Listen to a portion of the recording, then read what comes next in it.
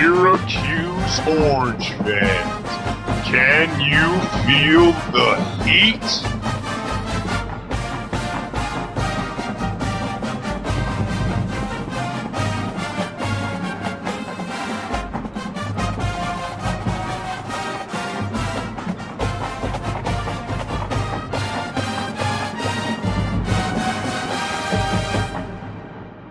Greetings, Syracuse Orange fans, and welcome to Orange Heat. My name's Giovanni Heater, as always, and thank you for joining me. Syracuse has been playing some terrific basketball as of late, gaining big wins on the road against Duke and at home inside the Carrier Dome over the Pitt Panthers. Today, we're going to be previewing the Miami game coming up this Thursday against the Hurricanes inside the Carrier Dome, but first, a few housekeeping terms.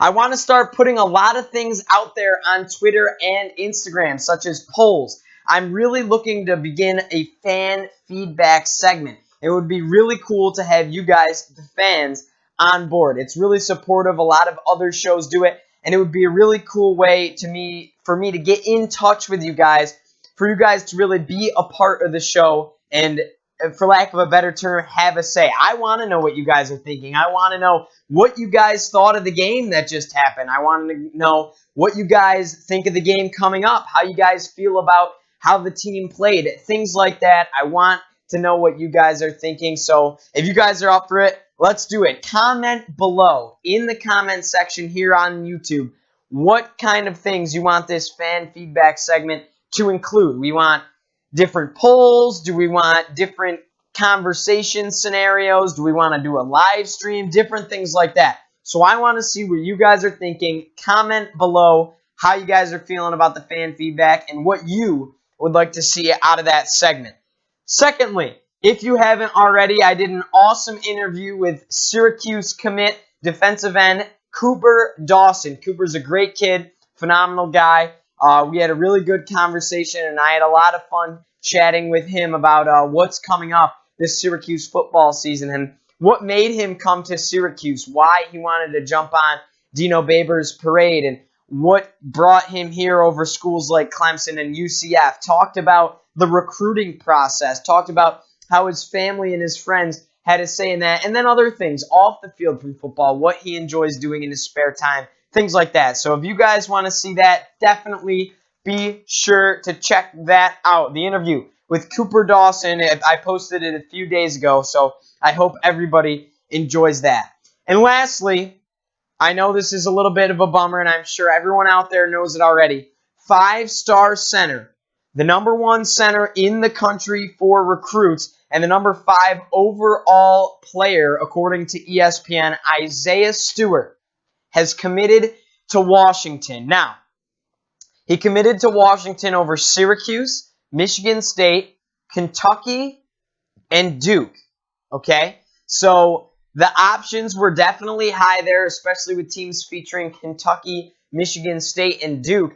And a lot of people thought, man, this guy's going to Syracuse. But Washington is the one place I'm not too disappointed with him landing because Coach Mike Hopkins is there. And everybody knows that, and it's really good for him to start building his team and everything like that. This is certainly the biggest recruit Washington has landed in a very long time.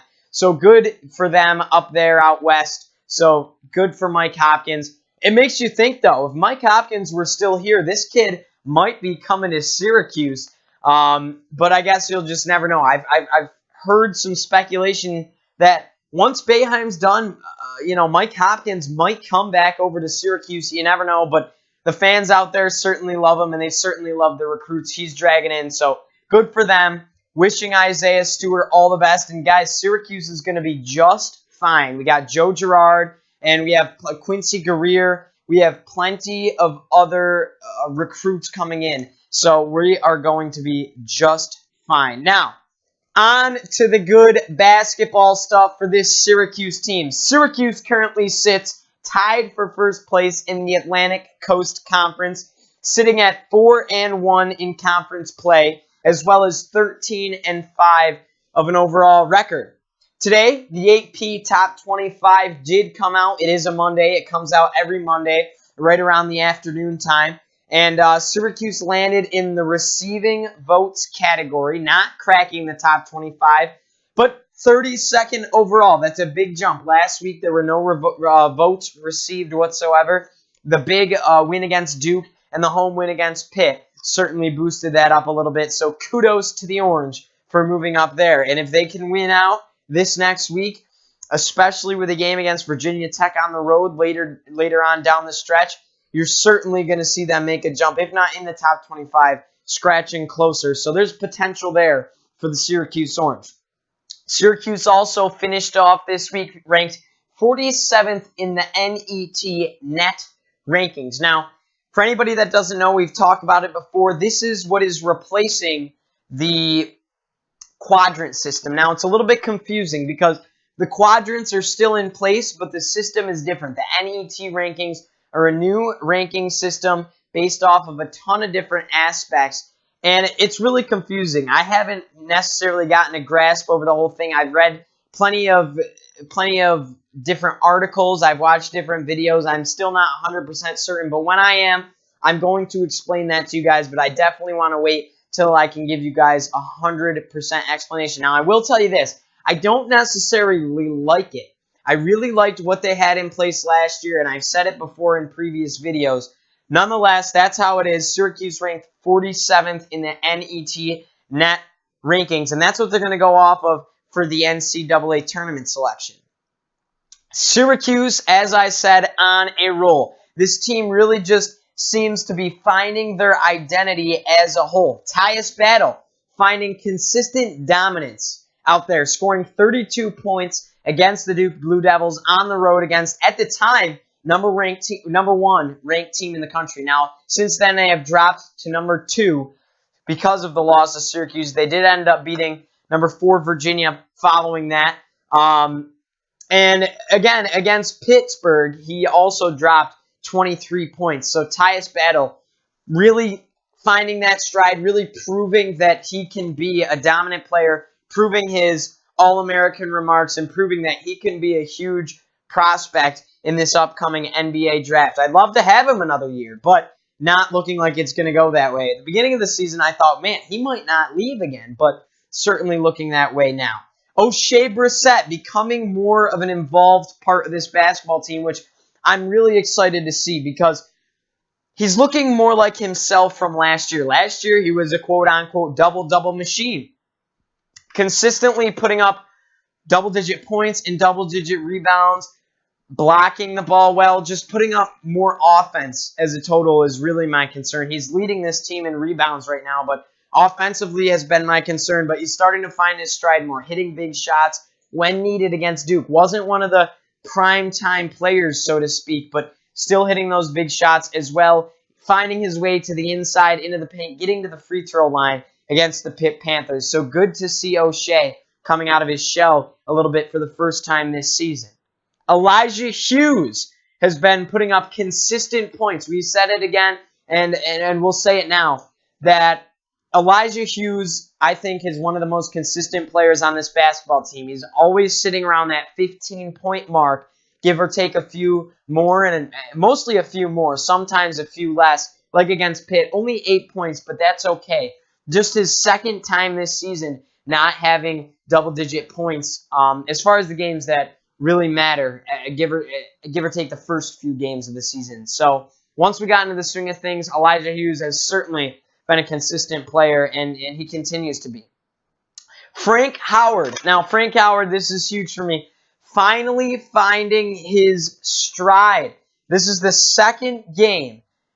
This Pitt game was the second game with double-digit points. Now, 2 games in a row, Duke, he dropped somewhere around, I believe it was 16 points again, and then against the Pitt Panthers, 10 points. So back-to-back games, double-digit points, finally coming out of that injury phase, finally looking like the Frank Howard from last year, the Frank Howard we were expecting and excited to have going into this season, and certainly looking like himself. Not only scoring the ball, passing the ball well, hustling, going for rebounds, getting steals, creating transition opportunities for the Syracuse Orange offense. So big things out of Frank Howard.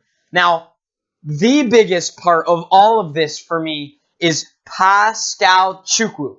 Pascal Chukwu clearly responded well to his benching from Jim Boeheim. As we know, Jim Boeheim put in Marek Dolezaj, sat Pascal for an entire game and most of another, really to prove a point and to pull out the best in him. We saw Dino Babers do this with Eric Dungy, and Pascal Chukwu fell into the same waters where he was maybe getting too comfortable, not performing to his highest potential, and Jim Boeheim certainly drawing that out of him, and that's what Hall of Fame coaches do. Pascal Chukwu putting up 10 points on the inside against Duke and 6 points versus the Pitt Panthers, as well as 29 total rebounds in the last 2 contests. 18 against Duke and 11 against Pitt.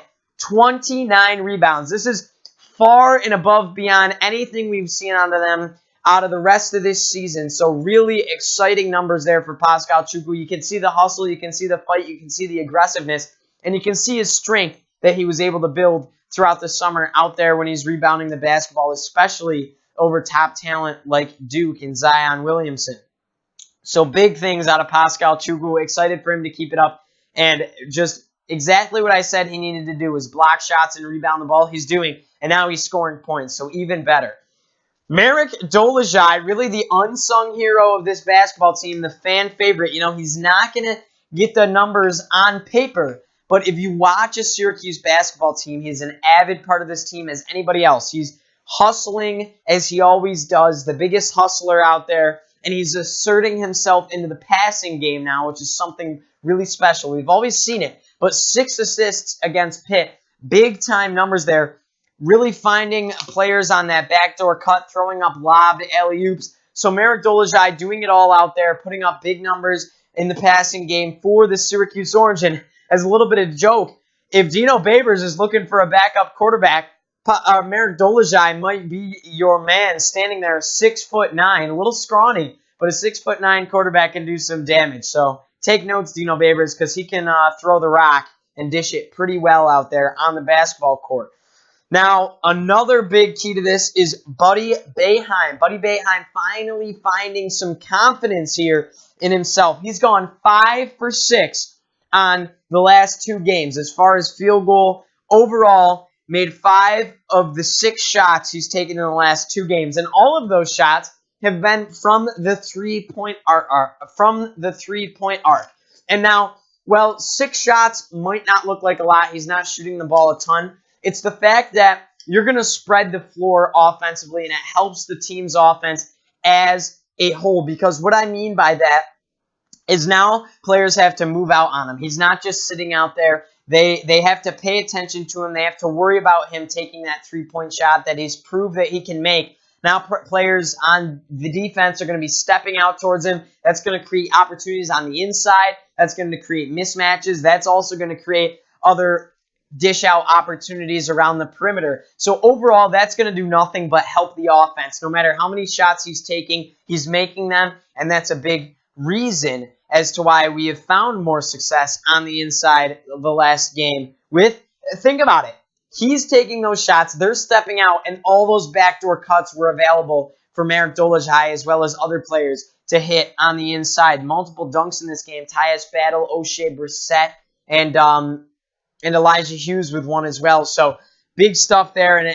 And when you look at it at the end of the day, that's big in part to Buddy Boeheim being confident enough to shoot his shot and succeed.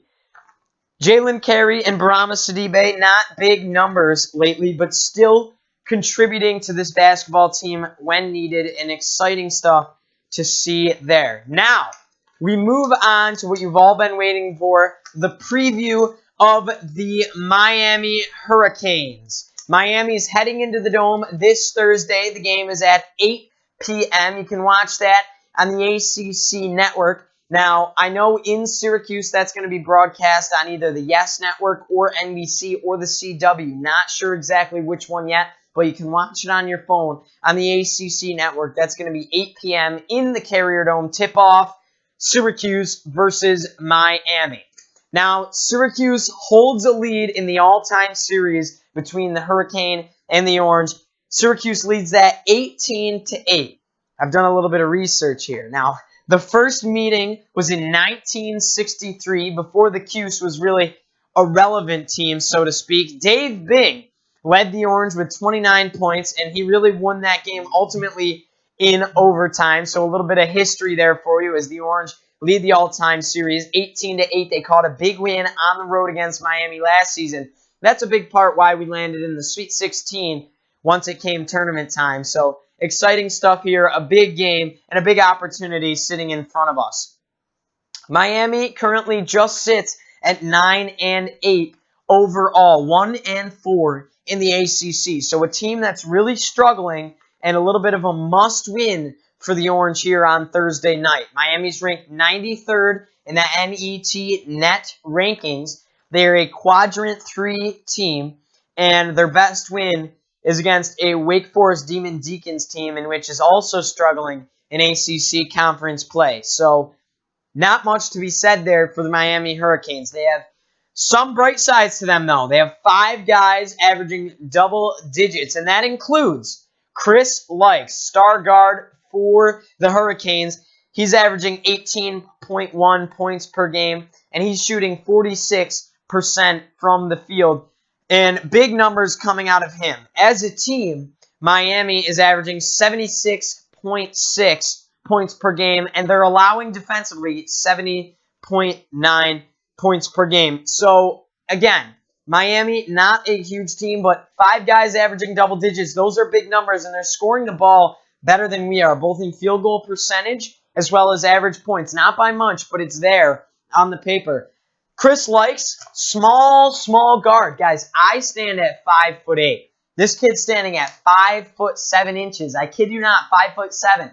That is a tremendous height advantage. Now he's very quick. He's like a little water bug. Think of Sean Riley for the Syracuse football team out there. But Frank Howard stands at 6'5". Jalen Carey 6'3". Tyus Battle's 6'6". Clear height advantage over their point guard right now for the Orange. So big stuff there. And that's a huge opportunity that sits at the door, causing mismatches, causing really him not being able to get himself onto the inside. He's going to have to find his stride with the jump shot if Miami wants to see any success. And really, they haven't found much. They're a very inconsistent team. They started the season 5-0, started out terrific. Then a loss in a neutral site to Seton Hall. Then a loss at a neutral site to Rutgers. That was in a preseason tournament. As well as a loss at a neutral site to Ivy League school Yale. Followed by another Ivy loss on the road at Penn. And that was a loss by 14 points. And Penn's nothing special. So to lose by 14 points to a team like Penn is a little bit befuddling if you're the Miami Hurricanes. They only go 7 men deep, and this is due to a little bit of minor injuries. So they're looking at almost the same situations we were looking at last year with a very short-ended Syracuse basketball team. Really couldn't extend deep, and that's why many of their guys are playing 35, 40 minutes for the Hurricanes. They really have been dominated in the ACC play, as we said, losing 4 games. They haven't even played anybody special. They got beat by Louisville. They played North Carolina, were beat by them. But other than that, nothing out of the ordinary. No, they haven't played Duke or anything yet. So really a team that's just struggling. They have no road wins whatsoever. They were beat at all their neutral sites. No road wins, so not much to be said there. They do have a little bit of experience here, though, if you're the Miami Hurricanes. 3 seniors and a junior are going to play most of their minutes. They also have a 6'6" freshman, Anthony Mack. He's playing pretty good basketball. And they have some other players that are playing good basketball as well. They have their center, Ebuka Izundu. I hope I didn't botch that name up too much. Ebuka Izundu playing center. They have Zach Johnson in there performing really well, as well as Anthony Lawrence Jr. All playing pretty solid basketball. They're putting up numbers offensively, but they're struggling defensively. And that's the thing, though. This is a little bit of a scary game if you're Syracuse, a little bit of a possible sleeper here because Miami has that very good offense. They are terrific shooting the ball from three-point, near 80% when shooting the ball from three-point, which is scary. So they're not going to shoot it a ton, but when they do, it's very good and very consistent. And 80 is a ridiculous number. So A little bit shocking and a little bit scary there if you're Syracuse. But on the other side of the ball, just 68th in the country adjusted defense, where Syracuse is sitting pretty in the top 20. So great offense, bad defense. Syracuse needs to play well offensively, and they should be just fine. This is not a tall team whatsoever at all. As you said, 5'7" guard. Their tallest player that actually plays is a 6'10" center. Let me get his name, Zundu. Sorry for that. So not a ton there. Syracuse is going to need to rely on their 2-3 zone defense a lot, and maybe even press the ball a little bit. But again, you got to extend out. You got to force bad shots late in the shot clock, and the biggest thing is extending out. Don't let easy three-point shots go up open, because Miami's going to take, and a lot of the time they're going to make those shots, no doubt in my mind. This is the thing that's scary, though. If one of their guys were to get hot from three, Syracuse could find themselves in a little bit of a predicament, and you could see a little bit of trouble. This could be a situation like the Maryland game last season. A commit went to Maryland over Syracuse. We didn't recruit him much, but he's from the Rochester area. He was drilling threes left and right, and he kept his team in that game, as well as like the UConn game.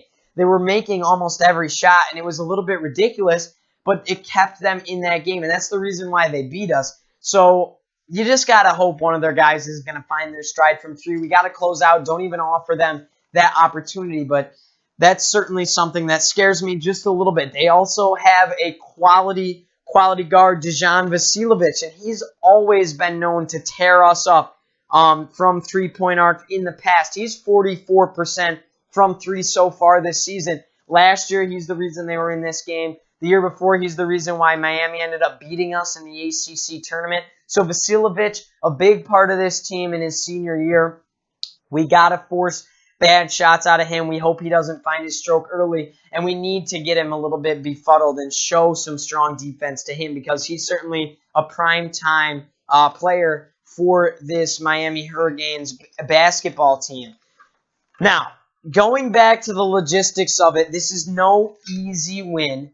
And as we said, there's no easy teams in the ACC. Miami, one of the lower tier teams of the ACC, but at the end of the day, someone's got to lose these games, okay? And Miami, not one of the best teams out there, but everybody is good and competitive in the Atlantic Coast Conference. And this could be, as I said, a sleeper. Coach Jim Larinaga has always put up good games against Coach Boeheim and this Syracuse basketball team. So I'm expecting a little bit of a contest, especially in the first half. I think Syracuse should be able to pull away, and this is a must-win game for the Orange. Come tournament time, a loss here would look bad, especially at home. A win here would continue to look good. 5-1 in the ACC would be huge. Everything would be looking nice here. I'm watching right now behind you. North Carolina just took care of business and beat Virginia Tech at home. So one of those teams is not going to be tied for first place anymore. And this allows opportunity for Syracuse to move up here a little bit with a big win here. And this is a must-win. It looks good if you win it, terrible if you lose it. Similar to that, let's say, a UConn game, similar to that Oregon game, really, because both of those teams are struggling right now as well. Now, I have some keys to the game for Syracuse. Syracuse must rebound the ball well in this contest. They also need to take and make smart shots, not forcing things to the inside. I know Tyus Battle did that a little bit in the previous game. He was trying to do too much. He was frustrated. Get the ball to the inside and take and make the easy shots and take the open shots from three, but don't force up unnecessary situations and chew out the shot clock. Use all your time, but also press the ball. I'd love to see them do more like they did against Duke. Create transition, fast break opportunities, a lot of things that aren't even transition and fast break opportunities, simply like an inbound. So there's a lot they can do here, and I'm excited to see what they're possibly going to do. As well, I said it before, and I'll say it again, they need to close out on outside shots. That's a huge key of this game defensively for me.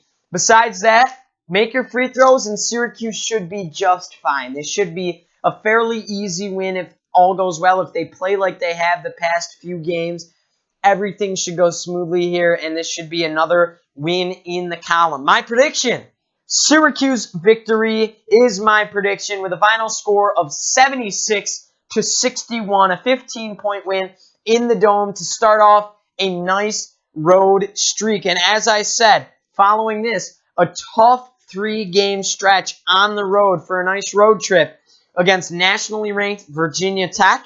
Following that, you're going to be traveling down to Chestnut Hill to take on Boston College. And then after that, you're on the road looping back around with a quick turnaround. We're going to be facing off against the Pitt Panthers on the road. After that, a nice return home. You're going to play a good Florida State team, as we all know. But a lot of exciting things down the stretch.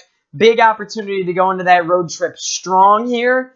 And it allows for a little bit of leeway if you drop a game on that road trip. Surprisingly, Syracuse has been absolutely terrific on the road. In fact, better on the road than they have been at home. Big wins on the road against Ohio State, against Notre Dame, and against Duke, obviously. And losing some tough games at home like Old Dominion and losing at home to Buffalo and to Georgia Tech. So, honestly, Syracuse plays better on the road, surprisingly, this season. Usually it's the other way around for any team, but especially the Orange. Excited to see what we have to offer. Certainly winnable games on this 3-game stretch. We know that we can beat Pitt. Boston College, nothing huge this season. And Virginia Tech's going to be a great game, great opportunity. But like beating Duke, you prove that you can beat anybody if you're Syracuse. So just an exciting show of events to come forth here in the next couple weeks. Very excited about it. That's all I got for today, guys. I hope you enjoyed. Get active on the Twitter. Let me know in the comments what you guys are thinking for the fan feedback. I'm really hoping you guys do, and I'm eager to know. We're going to do some giveaways and stuff once we reach 100 subscribers. We got some Q swag to give away, so get up there. Get on the Twitter. Comment in the comment section what you guys want to hear from Orange Heat. Spread it to your friends. Get people to subscribe. We're at 83 right now. Once we hit 100, we're doing some giveaways, people. So get on there. Hit the Instagram at GeoHeater. Exciting stuff. Let's go Orange, baby. Wow!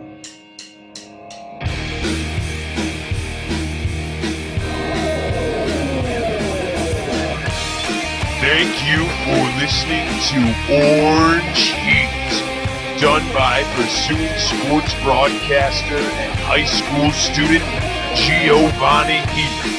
You can find him on Twitter and Instagram at GeoHeater. Please like, comment, and subscribe for more Syracuse athletics and Orange Heat action. Let's go Orange!